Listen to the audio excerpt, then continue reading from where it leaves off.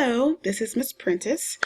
I could not find a YouTube tutorial for this professional development that fit what I was looking for, especially that worked with the new Remind setup. So I just decided to go ahead and create my own.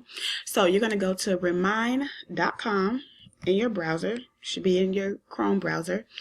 And you're going to click on the button that says sign up. And if it doesn't kick to it automatically, go ahead and click on the button that says sign up with Google. Because you're already signed in to your Google account, it should allow you to be able to do that. Click on the button at the bottom that says allow. You're just giving Google and Remind access to connect.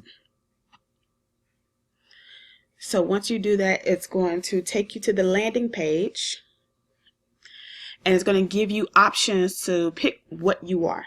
So I'm going to go ahead and click on the I am a teacher. It's not just for teachers, but if you're a coach, as it says, a club advisor, an organizer, and some other kind of authority role where you have students or even teachers who have other teachers, maybe a team lead who are going to sign up for this list, you can still go ahead and click on I'm a teacher. So I'm going to click on that. I'm going to put the name that you would like to use. I'm going to change that to Miss Prentice. And click on the next button.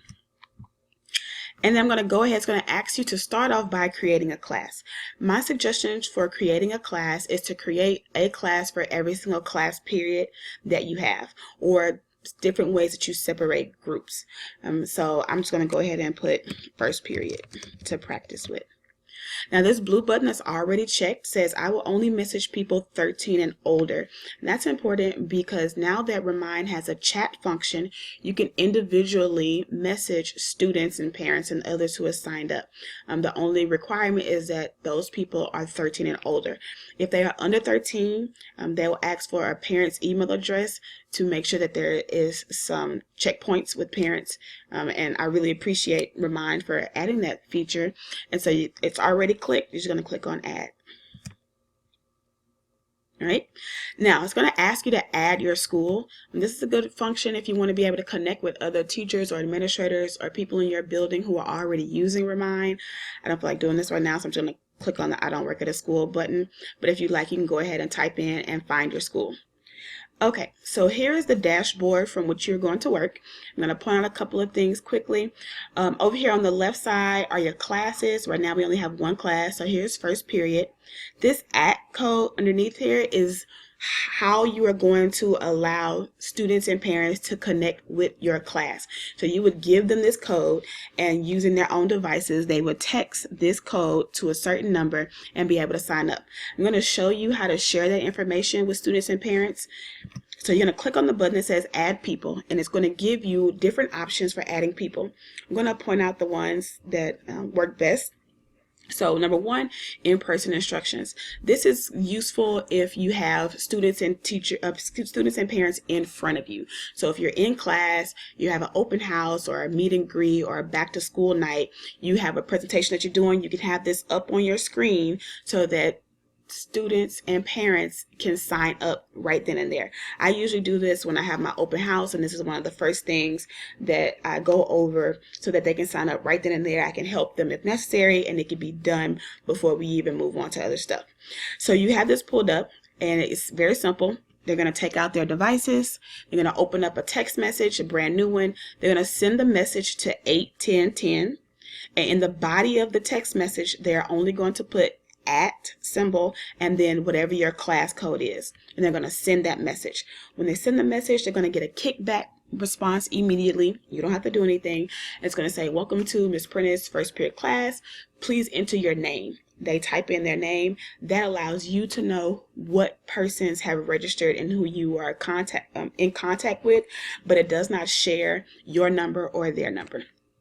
Second thing I like is the share link. You can do this if you like to send out an email, post it on social media, or on your Schoology page, or anything else. You can just basically take the link, copy it, or copy it for you, and then you can go and paste it into an email, onto Twitter, onto your Schoology page, or wherever you'd like to make it available. The only thing about using this is you need to make sure that you make the correct link available to the correct people. So if I was using this for email, I would want to make sure I only email parents who have students in my first period class, and then I would send out multiple emails for multiple class periods or different links and make sure that it is identified this is just for my first period class.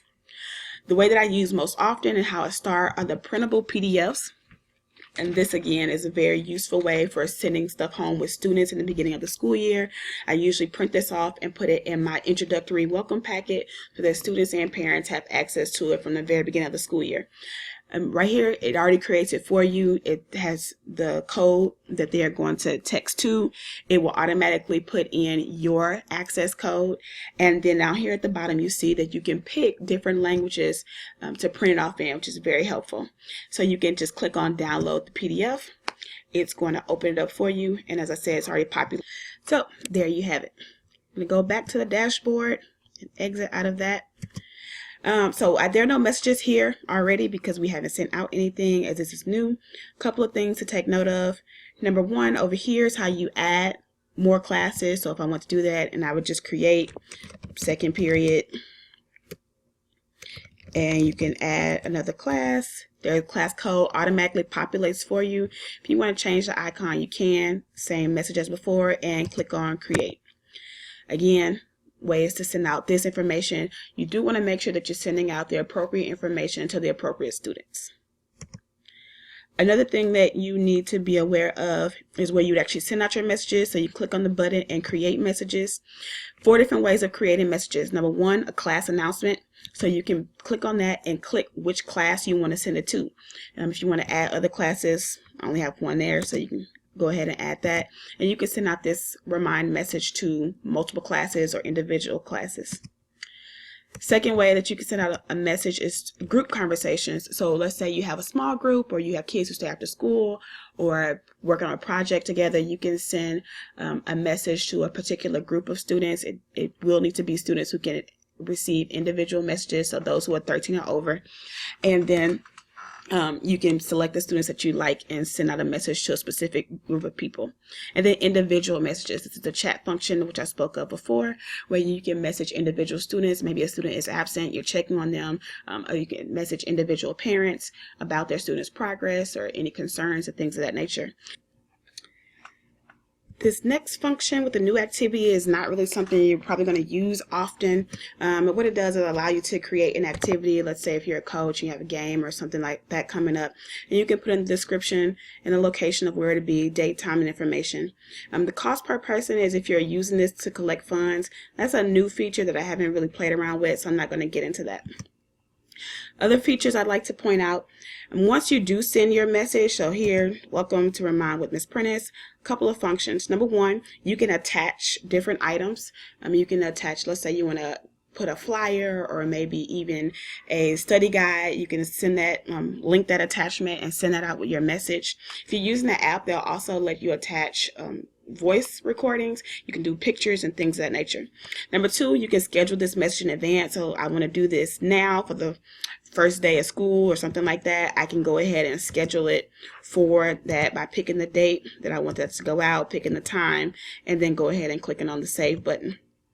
And then the most important feature that I really appreciate Remind for is the translate function. So I can click on this, click on the language, and if you click on this little ellipses over here, you will see that there are pretty much whatever language Google will translate into is available here.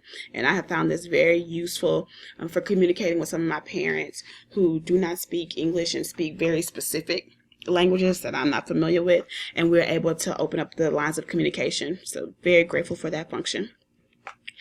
And then one other thing that I want to show you is in the class settings, and this goes for each class, there's this button over here that says owners.